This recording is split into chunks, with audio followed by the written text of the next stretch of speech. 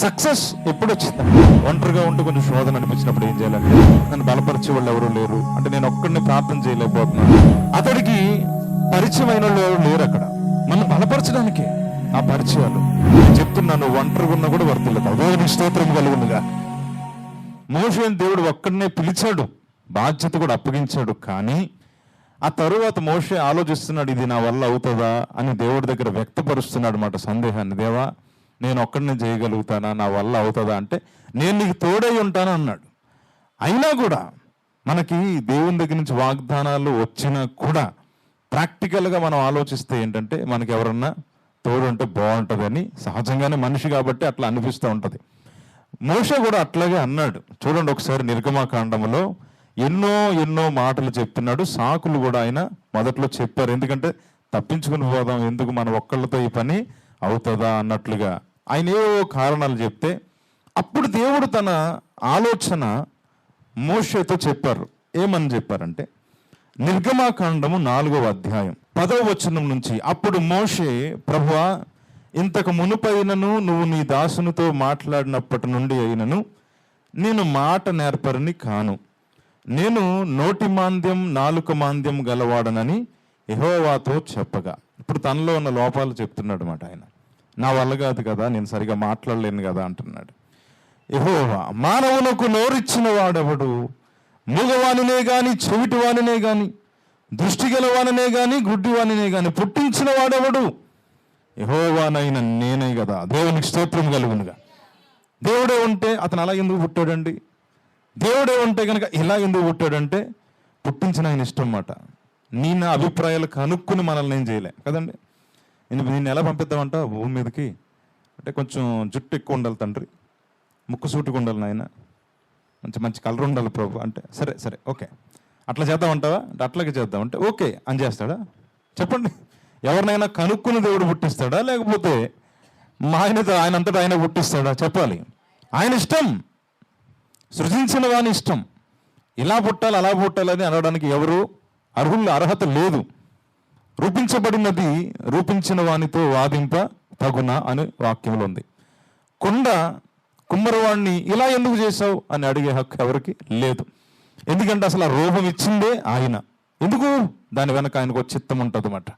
నువ్వు చేయాల్సిందల్లా ఏంటంటే, ఏ స్థితిలో ఈ లోకంలో పుట్టావో, ఏ స్థితిలో దేవుణ్ణి తెలుసుకున్నావో, నీ స్థితిలోనే దేవుణ్ణి నమ్మగలుగుతావా లేదా, ఇదే ఆయనకు కావాలి. దేవుని స్తోత్రం కలుగునుగా.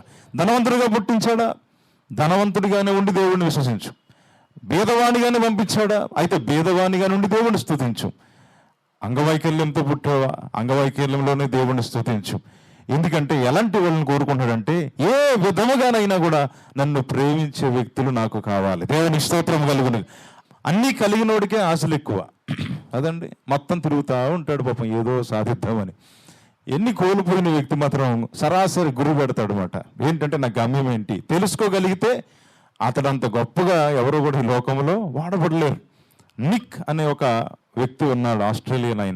ఆయనకి చేతులు లేవు, కాళ్ళు లేవు, ఓన్లీ బాడీ మాత్రమే ఉంది. ఆ బాడీతోనే ఆయన ఆల్మోస్ట్ 100కి 70% కంట్రీస్ అన్నీ కూడా ఆయన మొత్తం తిరిగి దేవుని గురించి చెప్పాడు. దేవునికి స్తోత్రం కలుగునుగా. ప్రెసిడెంట్స్ని కలిశాడు. సరే, మరి ఆయన గురించి మనం చెప్పుకుంటున్నాం, సంతోషమే. ఎందుకు చెప్పుకోగలుగుతున్నాము? ఎక్కడో ఆస్ట్రేలియాలో పుట్టిన వ్యక్తి గురించి ఇండియాలో ఉన్న మనం మాట్లాడుకోగలుగుతున్నామంటే, దేవుడు అంతటి స్థాయికి అతన్ని తీసుకెళ్ళాడు. ఆయన ఆశ ఏంటి? ఆయన ఒక్కరినే తీసుకెళ్లాలని కాదు, విశ్వసిస్తే మనలను కూడా తీసుకెళ్తాడు. దేవునికి స్తోత్రం కలుగునుగా. మనం అవిశ్వాసంతో నాకంత సీన్ లేదు, నా వల్ల కాదు అంటే మనం ఏం చేయలేం. ఎగ్జాక్ట్గా మోషే కొంచెం ఇలాగే ఉన్నాడు అన్నమాట. నా వల్ల కాదు, నాతో పని అవ్వదు, నాకు నోటి మాంచం అని రీజన్స్ చెప్తున్నాడు. మనం ఎప్పుడు మన శక్తిని నమ్ముకున్నప్పుడు, మనల్ని మనం పరిశీలించుకుని నాకు నా వల్ల కాదు అనుకున్నప్పుడు నిజంగానే మనం ఏమీ చేయలేం కూడా.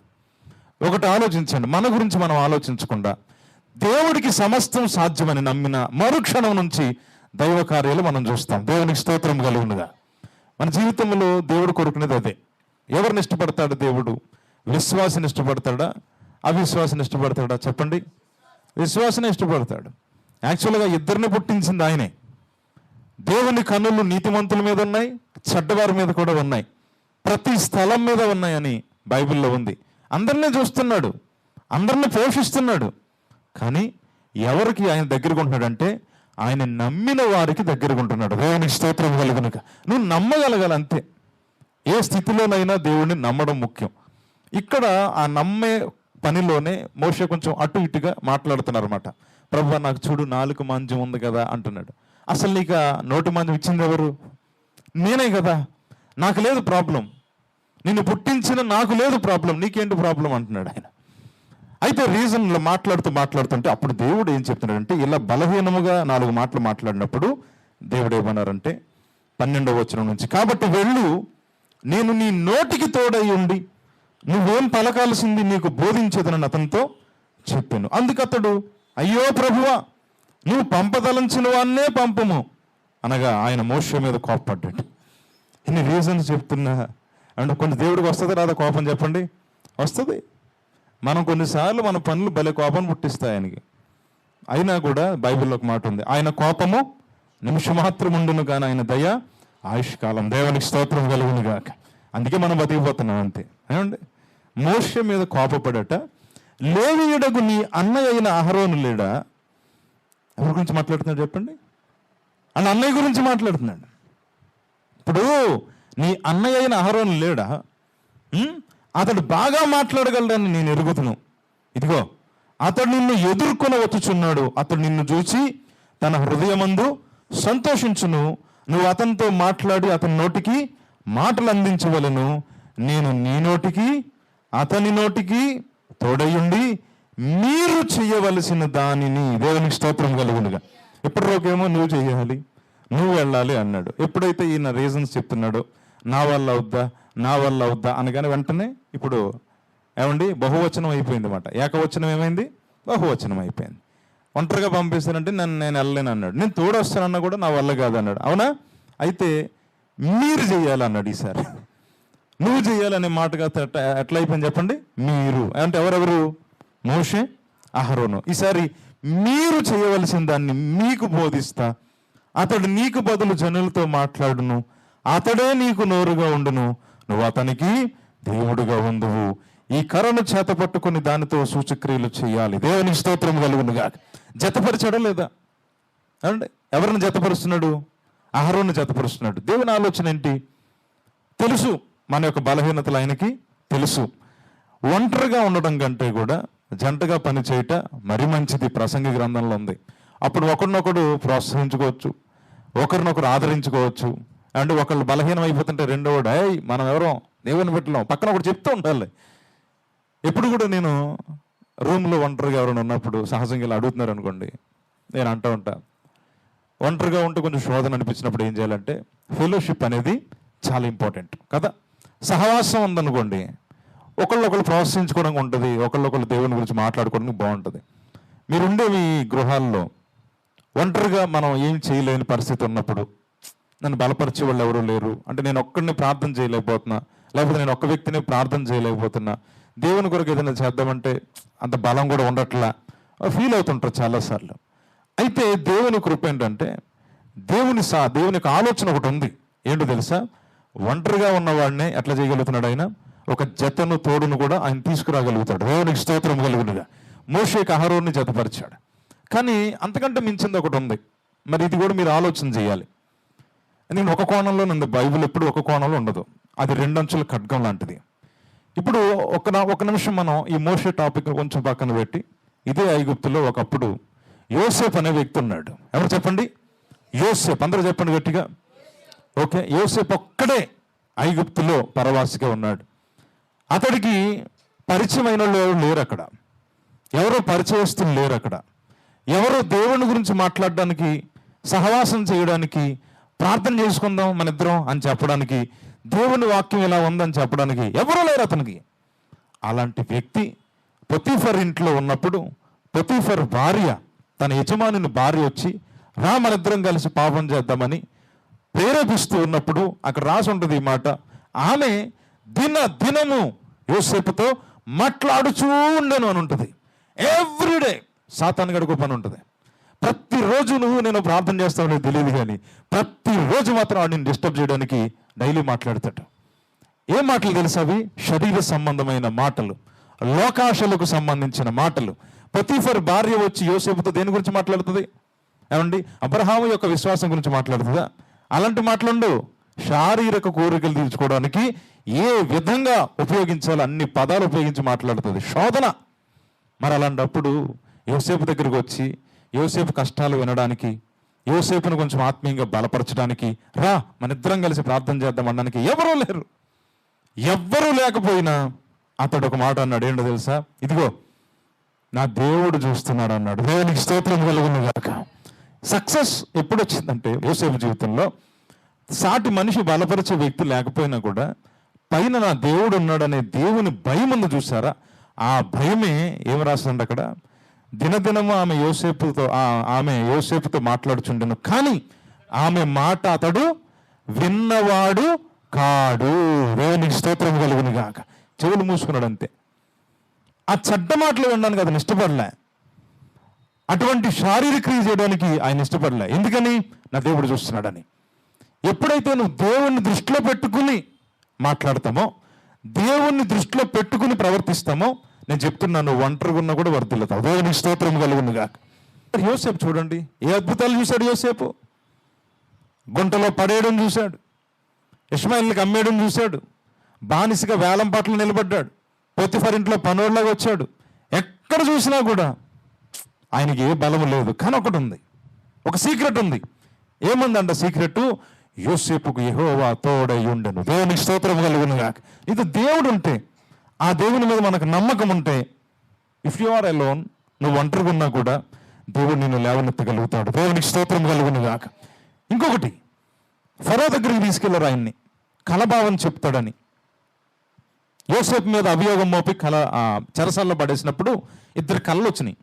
ఆ ఇద్దరు కలభావం చెప్పేశాడు. ఎవరు చెప్పినప్పుడు ఒకటితో అన్నాడు, ఇదిగో నువ్వు పోగొట్టుకున్న ఉద్యోగం తిరిగి వస్తుంది అన్నాడు. ఎవరితో అన్నాడు చెప్పండి? పానదాయకులు అధిపతి. అవునా? వాడు ఏం చేశాడు తెలుసా? జైల్లో ఉన్నప్పుడు జైలు కూడా తిన్నాడు, చాలా ఇబ్బంది పడ్డాడు. ఎందుకంటే రాజు దగ్గర పెరిగి వచ్చినాడు కదా. రాజుగారి ఆస్థానంలో ఏం దొరుకుతాయండి? చద్దన్నం ఏం దొరుకుతాయా? అయ్యగారి అన్నీ మనకే. అలాంటి పరిస్థితులు పెరిగి వచ్చాడు. అలాంటి తీసుకెళ్ళి జైల్లో పడేస్తే జైల్లో చెప్పకూడదు అంటున్నాడు. బాగాలే. యోసేపు ఏమన్నాడంటే, ఇదిగో దేవుడు చెప్తున్నాడు, నువ్వు వెళ్ళి మళ్ళీ నీ జాబ్ నువ్వు కొడతావు అన్నాడు. నిజంగానే తిరిగి జాబ్కి వచ్చేసాడు. మొన్నటి రోజు జైల్లో తిన్నవాడు ఈరోజు మళ్ళీ ఏం తింటున్నాడు?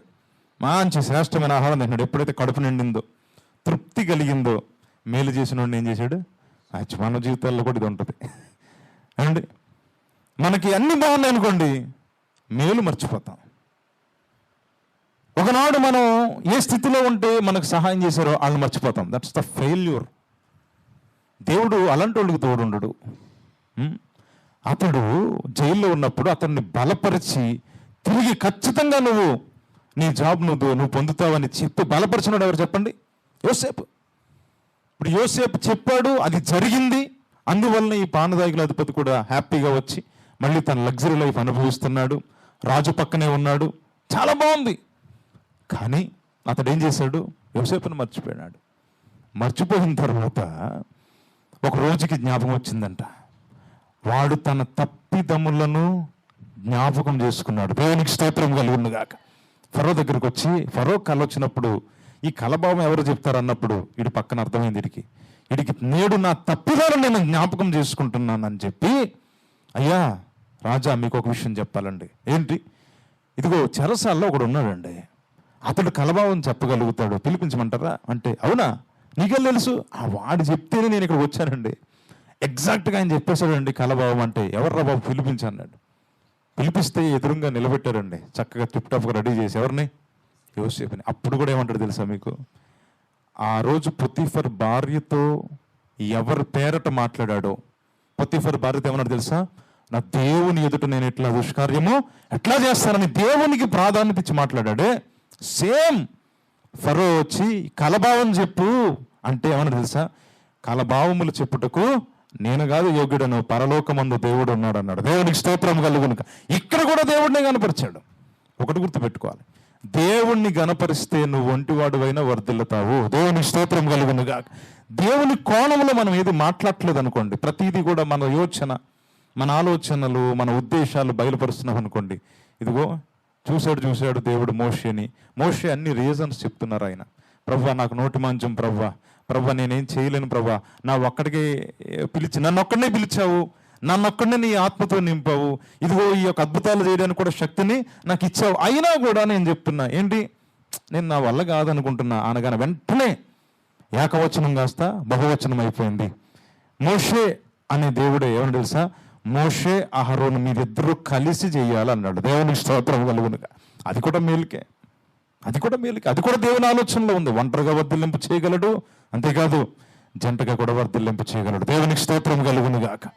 కానీ దేవుని ఆలోచనలు రకరకాలుగా ఉంటాయి. మన యొక్క స్పందన మీద అది డిపెండ్ అయి ఉంటుంది అన్నమాట. అర్థమైందండి? యోసేపు మరి ఒంటరిగానే ఉండగలిగాడు. కానీ మోషే గారు ఏమన్నారంటే, అయ్యా నా ఒక్కడి వల్ల ఇది కాదు కదా. యోసేపుది సింగిల్ లైఫే. కానీ మోషేది ఇప్పుడు అట్లా కాదు, చాలా మందిని నడిపించాలి. పెద్ద పని మాట.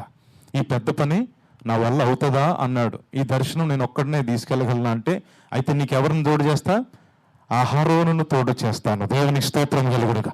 ఈ మాట అహరోనుకు తెలుసు ఆల్రెడీ. అహరోన్కి ఆల్రెడీ తెలుసు. చూడండి, మీకు 4వ అధ్యాయం 27వ వచనంలో దేవుడే అహరోనుతో మాట్లాడతాడు. ఏమనంటే, మరియు యెహోవా మోషేను ఎదుర్కొనుటకు అరణ్యములోనికి వెళ్ళమని అహరోనుతో చెప్పగా అతడు వెళ్ళి దేవుని పర్వతమందు అతన్ని కలుసుకొని అతన్ని ముద్దు పెట్టుకొనెను. అప్పుడు మోషే తన్ను పంపిన యెహోవా పలకమన్న మాటలన్నిటినీ, ఆయన చేయని ఆజ్ఞాపించిన సూచక్రియలన్నిటినీ అహరోనికి తెలిపెను. దేవునికి స్తోత్రం కలుగునుగా. ఆల్రెడీ అహరోన్తో నువ్వు బయలుదేరు అన్నాడు. అందుకే మోషేతో పై వచనాలు ఏమన్నాడంటే, ఆల్రెడీ మీ అన్నయ్య ఆన్ ద వే, ఆల్రెడీ మీ అన్నయ్య వచ్చేస్తున్నాడు అని చెప్పాడు అక్కడ. ఎవరితో? మోషేతో. ఒకటైతే నేను చెప్తున్నా చూడండి, జీవితంలో కంపానియన్ అనేది, ఫెలోషిప్ అనేది చాలా ఇంపార్టెంట్. ఎందుకంటే ఒంటరిగా నిలబడలేని పరిస్థితి, ఒంటిగా ఎదుర్కోలేని పరిస్థితి ఉన్నప్పుడు విడిచిపెట్టేవాడేమి కాదు ఆయన, కానీ ఖచ్చితంగా ఒక తోడునైతే మనకు ఇస్తాడు. పరిచర్యలో, కుటుంబంలో కూడా ఒక తోడు. ఇప్పుడు ఒంటరిగా ఉండడం దేవునికి ఇష్టం కదా, అందుకే జంటగా చేశాడు. ఒంటరిగా ఉన్నవాడిని అండ్ ఏకాంగులను ఏం చేస్తానన్నాడు, సంసారులుగా చేస్తున్నాడు కూడా అన్నాడు. అది ఆయన ఆలోచనలో ఉంది. లేదు నేను ఒంటరిగానే ఉంటానంటే పౌలులాగా మంచిదే అన్నాడు. పౌలు కూడా ఈ మాట అన్నాడు అన్నమాట, ఒంటరిగా నా వలె ఉండుట మేలు, ఒకవేళ ఉండలేకపోతున్నారా వివాహం చేసుకుంటా అన్నాడు. అది కూడా ఏదైనా ఒకటి, ఏ స్థితిలో పిలువబడ్డావో ఆ స్థితిలో దేవునికి నమ్మకంగా ఉండు, దేవుడు వర్ధిల్లింపజేస్తాడు. దేవునికి స్తోత్రం కలుగునుగా. ఇది మాత్రం గుర్తుపెట్టుకోవాలి. వివాహం చేసుకుంటువా విడుదల కోరద్దు, ఒంటరిగా ఉన్నావా వివాహం కోరద్దు అన్నట్టు. చూసారా బైబిల్ అలా ఉంటుందా? మీ ఇష్టం అన్నాడు. చాయిస్ ఉంది మనకి. ఒంటరిగా నిలబడతావు యోసేపు, నువ్వు ఉంటే నేను నిలబడుతున్నాయ్యా, అయితే నిలబడు. ఒక్కడే నిలబెట్టేశాడు. మోషే నువ్వు అంటే, నేను ఒక్కడినంటే కష్టం తండ్రి, ఈ ఐగుప్తు వెళ్ళడం ఏంటి, ఫరో దగ్గర తీసుకురావడం ఏంటి, మరి నేను ఒక్కడినైతే ఎలాగా అన్నాడు. ఏం చేద్దాం మరి అంటే, మరి నోటి మాంజం ఉంది కదా అంటే, సర్లే అయితే నీకు ఎవరిని జతపరుస్తా, అహరోను మీ అన్నయ్యనే జతపరుస్తా, నీకు ఇద్దరు కలిసి చేయండి, వెళ్ళండి. దేవునికి స్తోత్రం కలుగునుగా. అద్భుతం. దేవుడు జతపరచడం కూడా ఆయన, దాని వెనక ఆయన ఆలోచన అనేది ఉంది. మన జీవితంలో తోడు అనేది దేవుడు ఆశ్చర్యంగా ఇస్తూ ఉంటాడు. ఒక్కొక్కసారి కొన్నిసార్లు మోషే ఎప్పుడు ఆలోచించాడు అహరోను గురించి చెప్పండి. దేవుడు ఐగుప్తు వెళ్ళి నా ప్రజలను తీసుకురమ్మని ఈ విషయాలు చెప్తున్నప్పుడు అతని దృష్టిలో అహరోను ఉండుంటాడా? అస్సలు లేదు. కానీ దేవుని దృష్టిలో ఉన్నాడు. ఎవరున్నారు చెప్పండి? అహరోను ఉన్నాడు అన్నమాట. మోషే కారణం చెప్పగానే అహరోను తీసుకొచ్చాడు. ఇప్పుడు మోషేకి మరింత ధైర్యం వచ్చింది. అమ్మయ్యా, చిన్నప్పుడు ఎలా ఉంటుంది తెలుసా, క్లాసులో హోంవర్క్ చేసినాడు ఎవడు అంటాడు, టక్కన లేచి నిలబడం ఫస్ట్. ఎవడైనా ఒక నిలబడితే అప్పుడు టక 10 మంది నిలబడేవారు. ఫస్ట్ ఎవరు నిలబడేవాడు కాదు. ఎందుకంటే ఒకళ్ళు లెగ్గానే మిగతా 9 మంది డింగని లేచేవారు. పండ్రా బయటకంటే హ్యాపీగా పోతారు. ఎందుకు తెలుసా, నాతో పాటు ఇటు కూడా వస్తున్నాడు కదా అని. అదే ఒక్కడనే పొమ్మంటే హతవిధి అని చెప్పి కూర్చొని ఈడేదో ప్రపంచంలో పరువంతా పోయినట్టు ఫీల్ అయ్యేవాళ్ళు కదా. అదే కనుక అంటే నువ్వు చేసిందే తప్పు, పక్కడు కూడా తప్పు చేస్తే పర్లేదట, ఇద్దరు కలిసి బయటకు పోవచ్చట. అంతేగాని సిగ్గు లేదు, తప్పు చేసామనే సిగ్గు కూడా ఉండట్లే. ఇప్పుడు విషయం ఏంటంటే, తోడు ఉంటే పర్వాలేదు, ఏదైనా చేయగలుగుతాం కదండి. అమ్మయ్య నువ్వు నాకు తోడున్నావా. మోషేకి దేవుడు కొంచెం ధైర్యాన్ని కూడా ఎలా ఇచ్చాడంటే అహరోను ద్వారానే. దేవునికి స్తోత్రం కలుగునుగా. బెసలేలను ఎన్నుకున్న దేవుడు బెసలేలతోనే కార్యాలు చేయొచ్చు. కానీ దేవుని దృష్టిలో అహోలియాబ్ అనే వ్యక్తి కూడా ఉన్నాడు. మన జీవితంలో కూడా కొన్నిసార్లు దేవుడు కొంతమంది ఆత్మీయ సహవాసాన్ని మనకు దేవుడు జతపరుస్తాడు. అది మనకెంతో మేలు. దేవునికి స్తోత్రం కలుగును గాక. ఇంకా ఎక్కువ చేయగలుగుతాం. దేవుడు ఇర్మియాను పిలుచుకున్నాడు. ఇర్మియాను పిలుచుకుని, ఇర్మియా నువ్వు బాలుడివే కానీ ఇదిగో నీ నోట నా మాటలు ఉంచుతా. సేమ్ మోషేతో ఎట్లా చెప్పాడు దేవుడు, ఎగ్జాక్ట్గా ఇర్మియాతో కూడా అట్లాగా మాట్లాడతాడు ఆయన. నీ నోటికి నా మాటలు నేను తోడుగా ఉంచుతా, నువ్వు వెళ్ళి ప్రజలకు చెప్పు అన్నాడు. నేను చిన్నోడిని, నేను బాలుడిని అనొద్దు, నీ నోట్లో నా వాక్కును పెట్టాను, వెళ్ళి చెప్పు అన్నాడు. వెళ్తున్నాడు ఇర్మియా. కానీ కొంతకాలానికి ఇర్మియాకి చాలా కష్టాలు వచ్చినాయి. ఒంటరోడైపోయాడు. ఎన్ని ప్రవచనాలు చెప్తున్నా ఒక్కళ్ళ నమ్మట్లా. తీసుకెళ్ళి అతను ఎక్కడ పడేశారు తెలుసా? చెరసాల్లో వేసేశారు.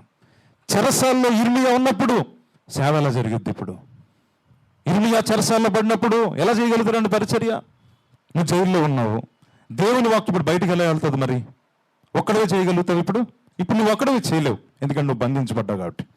అప్పుడు దేవుడు ఎవరిని పంపించాడంటే, ఇర్మియా గ్రంథం 32వ అధ్యాయంలోనే 12వ వచనం చూస్తే, అప్పుడు నా తండ్రి తోడబుట్టిన వాని కుమారుడైన హనమేలు ఎదుటను, ఆ క్రయపత్రములో చేవ్రాలు చేసిన సాక్షులు ఎదుటను, చెరసాల ప్రాకారములో కూర్చున్న యూదులందరి ఎదుట నేను మహసయ్య కుమారుడకు నేరియా కుమారుడైన బారూక్, ఈ మాట చెప్పండి, బారూక్ అనండి, ఈ బారూక్నకు ఆ క్రయపత్రాన్ని అప్పగించి వారి కన్నులు ఎదుట బారూక్నకు ఇలాగా ఆజ్ఞాపించి తిని, ఇశ్రాయేలు దేవుడు సైన్యములకు అధిపతికి యెహోవా సెలవిచ్చినదేమనగా, ఈ పత్రములను అనగా ముద్రగల ఈ క్రయపత్రాన్ని, ముద్ర లేని క్రయపత్రాన్ని నువ్వు తీసుకుని అవి బహుదినములుండునట్లు మంటికొండలో వాటిని దాచిపెట్టు.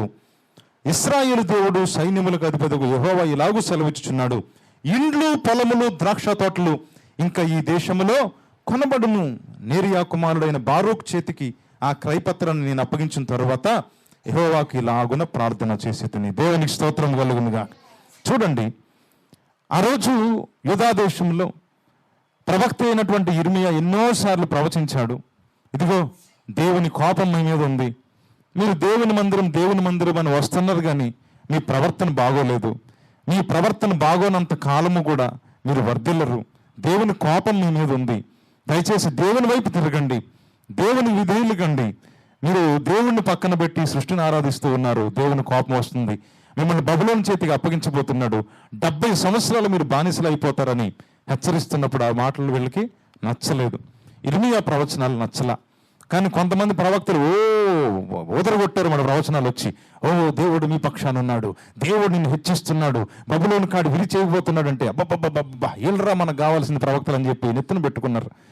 దేవుడు చెప్పాడు ఇర్మియాతో, ఇర్మియా వీళ్ళెవ్వరిని నేను పంపించలా, వీళ్ళు నా వాక్కు పట్టుకొచ్చిన వాళ్ళు కాదు, వాళ్ళు అసత్య దర్శనాన్ని, అసత్యమైనటువంటి వాటిని నమ్మి వచ్చి ప్రవచనాలు చెప్తున్నారు. తెలుసా మీకు, దర్శనాల్లో కూడా కళల్లో కూడా అపవాదిగాడి యొక్క హస్తం ఉంటుందని ఎప్పుడైనా తెలుసా? విన్నారా ఎప్పుడైనా? చూద్దాం, ఇక్కడ ఇర్మియా గ్రంథంలో ఒకసారి చూద్దామా.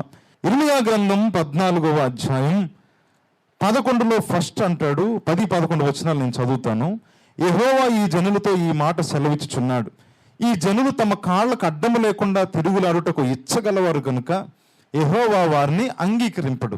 ఇప్పుడు ఆయన వారి అక్రమాన్ని జ్ఞాపకం చేసుకుంటున్నాడు, వారి పాపాలను బట్టి వారిని శిక్షించును. మరియు యెహోవా నాతో ఇట్లనెను, వారికి మేలు కలుగునట్లు ఈ ప్రజల నిమిత్తం ప్రార్థన చేయొద్దు, నేను వాళ్ళని అంగీకరించను అన్నాడు.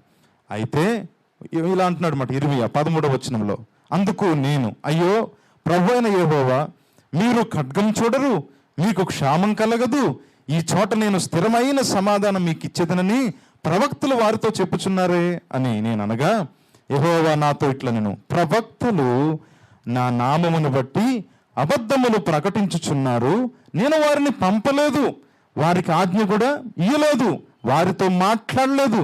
మరేమైంది? వారు అసత్య దర్శనమును, శకునమును, మాయాతంత్రమును, తమ హృదయమున పుట్టిన వంచనను ప్రకటన చేయుచున్నారు. చూడండి, హృదయంలో పుడుతున్నాయట కొన్ని, అవి ఎక్కడి నుంచి వస్తుందో తెలియట్లే. దర్శనం కలుగుతుందట, అది సత్య దర్శనం అయితే కాదట, అసత్యమేనట. కానీ వాళ్ళు అది అసత్యం అనుకోవట్లేదు, ఎందుకంటే ఖచ్చితంగా కనబడింది కాబట్టి దేవుడే అని చెప్పి, మేలే కలగాలి కదా తన ప్రజలకి అని చెప్పి వచ్చేసి ఏమంటారంటే, మీ మీద ఖడ్గం రాదు, మీకు అసలు క్షామం రాదు, మీ పక్షాన దేవుడు ఉన్నాడు అని చెప్పగానే యోధా వాళ్ళు ఎగిరి గంతులేస్తున్నారు ఇష్టానుసారంగా. వాళ్ళలో మార్పు అయితే రావట్లా. ఎన్ని ప్రవచనాలు వస్తున్నాయో వాళ్ళని ఆశీర్వదించడానికి, కానీ వాళ్ళలో మార్పు రావట్లా. దేవుడు అన్నాడు, వాళ్ళెవ్వరూ నేను పంపించలా ఇర్మియా, వాళ్ళెవ్వరిని నేను పంపించలా, నువ్వు మాత్రం ఒకటే చెప్పు. ఏంటో తెలుసా? ఖచ్చితంగా ఇక్కడ కీడైతే వస్తుంది, మీరు మారు మనస్సు పొందాలి. దేవునికి స్తోత్రం కలుగును. నువ్వు తిరగాల్సిందే దేవుని తట్టు. ఏమనుకుంటున్నావు? ఆ రోజుల్లో ఇర్మియా గ్రంథంలో ఉంటే చూడండి, ఆ రోజుల్లో జనాలు ఏమనుకున్నవారు అంటే తెలుసా? ఇంత కోపం రావడానికి దేవునికి కారణం ఏంటో తెలుసా? ఇర్మియా గ్రంథం 8వ అధ్యాయంలో 4వ వచనం నుంచి నేను చదువుతాను చూడండి. మరియు యెహోవా ఇలాగు సెలవిచ్చుచున్నాడని వారితో చెప్పు, మనుష్యులు పడి తిరిగి లేవకుందురా? తొలగిపోయిన తరువాత మనుష్యులు తిరిగి రారా? యెరూషలేము ప్రజలు ఏల విశ్వాసఘాతకులై నిత్యమో ద్రోహం చేయుచున్నారు. వారు మోసమును ఆశ్రయం చేసుకుని తిరిగి రామని ఏల చెప్పుచున్నారు. నేను చెవియొగ్గి వారి మాటలు విని ఉన్నాను. పనికి మాలిన మాటలు వారు ఆడుకొనుచున్నారు. నేనేం చేసి తిని అని చెప్పి తన చెడుతనాన్ని గురించి పశ్చాత్తాపడేవాడు ఒక్కడునూ లేకపోయాను. యుద్ధమునకు చొరబడు గుర్రం వలె ప్రతివాడు తనకిష్టమైన మార్గాన్ని తిరుగుచున్నాడు. ఇంటి కోపం ఎందుకు వచ్చింది? కోపం దేవునికి ఎవడిష్టమాడిది. ఒక్కసారి పరీక్షించుకుంటే నేనేం చేశాను, అంటే నా తప్పేంటి అని చెప్పి పనికి మాలిన మాటలు మాట్లాడుతున్నారట. నేను చెప్తున్నా, అపోస్తుడైనా ఒక నార్మల్ విశ్వాసం ఎంతటి వాడైనా ఈ శరీరమైన గుడారంలో ఉన్న ఎవరైనా కూడా ప్రభు సన్నిధిలో నిలిచినప్పుడు first of all you have to check yourself. నిన్ను నువ్వు పరీక్షించుకోవాలి. దేవునికి స్తోత్రం కలుగునుగా. మనకు గ్రహింపు లేనివెన్నో వస్తాయి మన నోట్లోంచి. ప్రభువు దగ్గర ముందు పశ్చాత్తాపడడం నేర్చుకోవాలి. ఎంతటి వ్యక్తి అయినా కూడా అయ్యా అని చెప్పి పాదాలు చెంత పడినప్పుడు నన్ను పరిశీలించు తండ్రి, నాకు జ్ఞాపకం చేయి, నేనే పొరపాట్లు చేశాను, నన్ను క్షమించని. ఎప్పుడైతే మనం దేవుని తట్టు తిరుగుతామో, దేవుని సన్నిధిలో పశ్చాత్తాపడతామో, క్షమించబడతామో, అప్పుడు మనం ధైర్యం తెచ్చుకుని దేవునికి మొరపెట్టగలుగుతాం. లేకపోతే ఏ ముఖం పెట్టుకుని మొరపెడతామండి? ఇప్పుడు నేను నా బిడ్డ ఉన్నాడు, అలా చేయకరా, ఆ తప్పుడు పనులు చేయకరా, ఇది చేయకరా, ఇది చేయకరా, అన్నీ చేస్తున్నాడు వాడు. అన్నీ చేసి వచ్చి డాడీ ఆకలి వస్తుంది డాడీ, బిస్కెట్ ఇవ్వండి డాడీ అంటే ఇవ్వాలని నాకు ఉంటుంది. కానీ వాడు ఎంతకాలం ఇలా ఉంటాడు? నా మాట వినకుండా నా దగ్గర బిస్కెట్లు తింటాడు. నా మాట వినడట, నేను ఇచ్చేయన్నీ కావాలట. నా మాట విందంట, ఆడికి బట్టలు కొనాలట. నా మాట విందంట, సైకిల్ కొని ఇవ్వాలట. ఇవ్వాలంటుంది, కానీ ఎలా ఇవ్వాలంటుంది అంటే వీడిని సరిచేసి ఇవ్వాలనుకుంటాను. దేవునికి స్తోత్రం కలుగునుగా. దేవుడు కూడా అంతే. మనం సరిగ్గా ఉంటే అసలు నీ అంత అద్భుతంగా వర్ధిల్లేవాడు ఇంకోటి ఉండడు. దేవునికి స్తోత్రం కలుగునుగా. ఎందుకు ఆయన మనల్ని ప్రేమించట్లేదా? ప్రేమిస్తాడు, కానీ మనం ఆయనకు లోబడాలిగా. మరి మనల్ని మనం పరీక్షించుకోవడానికి సమయం ఉండట్లే. కానీ ఎంతసేపు మనం చెప్పేదే, ప్రభు నాకు అది చేయి, ఇది చేయి, అది చేయి అంటా ఉంటారు. ఇది ధోరణి కూడా మంచిది కాదు. ఒక్కసారి దేవుని సన్నిధిలో సమాధానం పొందగలిగితే ఆయన కనికరను పొందుకున్న మరుక్షణం ఇప్పుడు నువ్వు మొరపెట్టు. ఎంత అద్భుత దావీదు ఎందుకు కన్నీరు గారుస్తాడు చెప్పండి? నేను ఒక్క వరము యెహోవా యొద్ద ఒక్క వరం అడుగుచున్నా. ఏంటి ఆ వరం చెప్పు? రాజు అయిపోవాలి, ఇదైపోవాలి, అదైపోవాలి కాదు, ఆయన మందిరములు ఉండాలి. దేవునికి స్తోత్రం కలుగునుగా. ఒక్క వరం ఇస్తే చాలయ్యా. నీ మందిరంలో కూర్చుంటే నా హృదయం అంతా వస్తుంది బయటికి.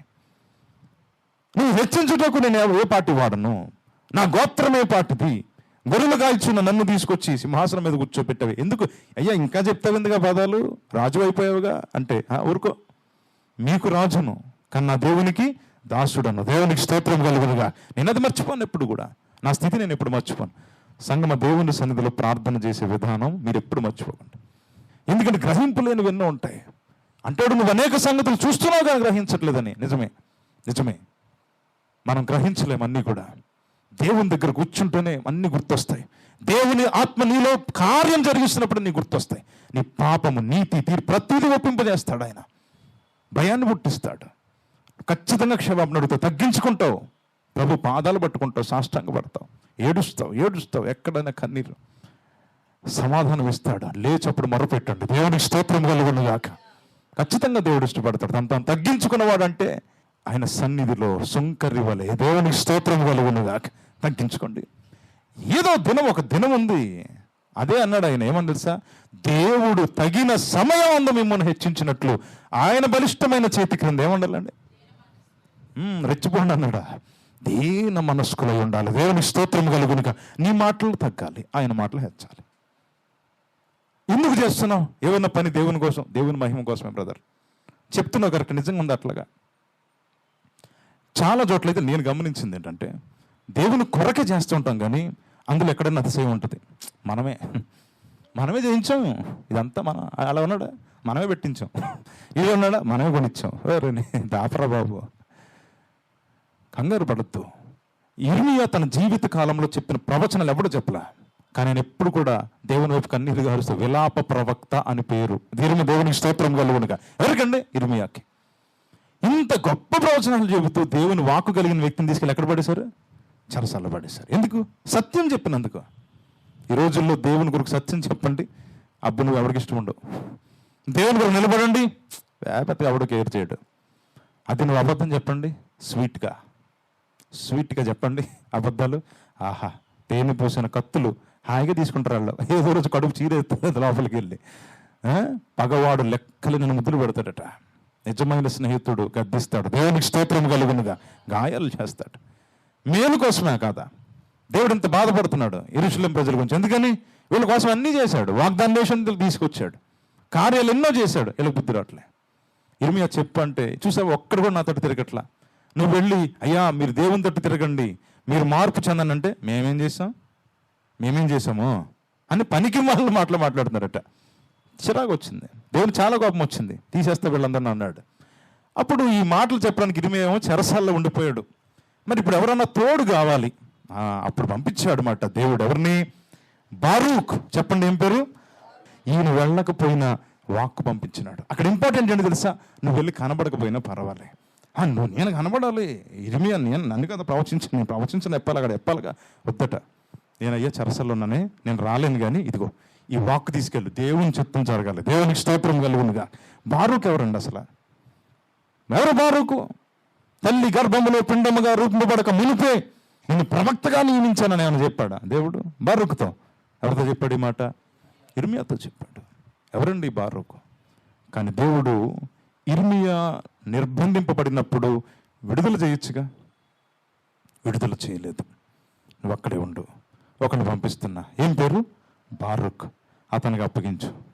ఏం లేదు, సింపుల్గా అన్నాడు, బారూకు ఈ మాటలు తీసుకెళ్ళి మందిరంలో చదవా, మన ప్రజలందరికీ చెప్పా, ఇంతకాలం నేను చెప్పి ఉన్నాను, నన్ను తీసుకొచ్చి చెరసాల్లో పెట్టారు, నువ్వన్నా చెప్పు. ఊరుకో అన్న, నిన్నే చెరసాల్లో పెడితే ఏమన్నా మనోడు చెప్పండి అంటే నేను బుక్ అవ్వాలా? ఇప్పుడు నీ పక్కన నా సీట్ ఉందా? నేను తీసుకెళ్తా. అలాంటి వాళ్ళని పంపిస్తాడు. దేవునికి స్తోత్రం కలుగునుగాక. అసలు దేవుని ఆలోచన ఎంత బాగుంటుంది చూడండి. నేను ఈ వాక్యం ధ్యానిస్తున్నప్పుడు ఆశ్చర్యపడ్డా. నేను నిజమే కాదంటే నా జీవితంలో అయితే చాలా మందిని అసలు ఎట్లాంటి పరిచయాలో తెలియదు, కానీ మనం బలపరచడానికే ఆ పరిచయాలు.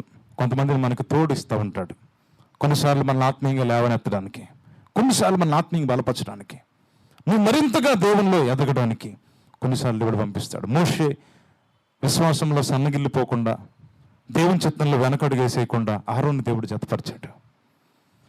ఇర్మియా చెరసాల్లో కూర్చుంటే ప్రవచనాలు ఆగిపోతాయి, దేవునికి అది ఇష్టం లేదు. వెంటనే ఎవరిని పంపించాడు? బారూకును పంపించినాడు.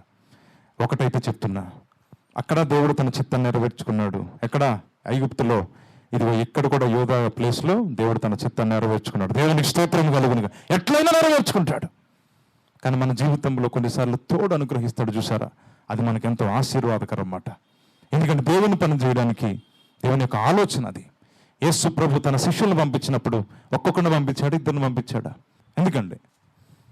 ఖచ్చితంగా ఇద్దరు వెళ్తే కనుక అక్కడ సాక్ష్యం అయితే ఉంటుంది. దేవునికి స్తోత్రం కలుగును. ఏం జరిగిందో ఒకడెళ్ళి చెప్తే ఎవరికి ఉపయోగం? కానాను దేశాన్ని వేగు చూడడానికి కూడా 12 మందిని పంపించాడు. ఎందుకంటే ఒకరికొకలా చూస్తాడు, ఒకడొకలా చూస్తాడు. విషయం అంటే అర్థమైద్ది మనకి. ఈ లోకంలో 2 ఉంటాయి, మంచి ఉంటుంది, చెడు ఉంటుంది. కొంతమంది ఎప్పుడు మంచిని చూడగలుగుతారు, కొంతమంది ఎప్పుడు చెడును చూస్తారు. ఇద్దరు ఉంటారు. దేవుడికి ఇద్దరు కావాలి. నాకు ఒకసారి అనిపించింది, నేను బల్ల ఇచ్చేటప్పుడు 1 కొరింథీ 11 చదువుతూ ఉంటాం కదా, అందులో ఒక మాట అంటాడు పౌలు. ఏమంటాడు తెలుసా? మీలో కలహములు కలవని నాకు తెలుసు, క్లోయే ఇంటి వారి ద్వారా నాకు వినబడింది. 1వ అధ్యాయంలో అంటాడు, 1 కొరింథీ 11:1 అంటాడు, అది 11లో జ్ఞాపకం చేస్తాడు. మీలో కలహములు ఉన్నాయన్న మాట నిజమే, కానీ అవి ఉండడం కరెక్టే అంటాడు. ఎందుకు తెలుసా? మీలో ఎవడో సరైనోడో తెలియాలంటే ఈ కలహాలు ఉండక తప్పదు అంటాడు. దేవునికి స్తోత్రం కలుగునుగా. దాని వెనక కూడా దేవుని ఆలోచన ఉంటుంది. అసలు దేవుని యొక్క జ్ఞానము చాలా ఉన్నతమైనది, అది మన ఊహకు అందనటువంటిది, చాలా గొప్పది. దేవుని ప్రణాళికలు కూడా చాలా గొప్పవి. మనం ఏం నేర్చుకోవాలంటే ఈ వాక్యములో ఒకటైతే నేర్చుకోవాలి, అందరము దేవుని కొరకు నిలబడాల్సిన అవసరం ఉంది. కొన్నిసార్లు మనం వెనకబడుతూ ఉంటాం. అయ్యా దేవుని పనుంది, రండి, దేవుని కొరకు నిలబడండి, మీరు ప్రార్థన చేయండి అంటే మనం వెనకబడుతుంటాం. కానీ దేవుడి కృప ఏంటంటే మనకి ఎవరో ఒకళ్ళను తోడు చేస్తాడు. దేవునికి స్తోత్రం కలుగునుగా. మరింత ప్రార్థన చేయడానికి ఆత్మీయ సహవాసం ఇంపార్టెంట్. అందుకే మందిర సహవాసం చాలా ఇంపార్టెంట్. కాబట్టి ఈరోజు ఈ మాటలు హృదయంలో పెట్టుకోండి. దేవుని కార్యాలు చాలా ఆశ్చర్యకరమైనవి. మనకు ఇచ్చిన ఆత్మీయ సహవాసాన్ని ఎప్పుడు కూడా మనము కోల్పోకూడదు. ఒకళ్ళనొకళ్ళు ఆదరించుకోవాలి, ఒకళ్ళనొకళ్ళు ప్రేమించాలి, ఒకరినొకరు ఉపచారం చేయాలి, ప్రోత్సహించుకోవాలి, రాకడ వరకు ఐక్యత కలిగి ఉండాలి. అట్టి కృప దేవుడు మనకు అనుగ్రహించును గాక.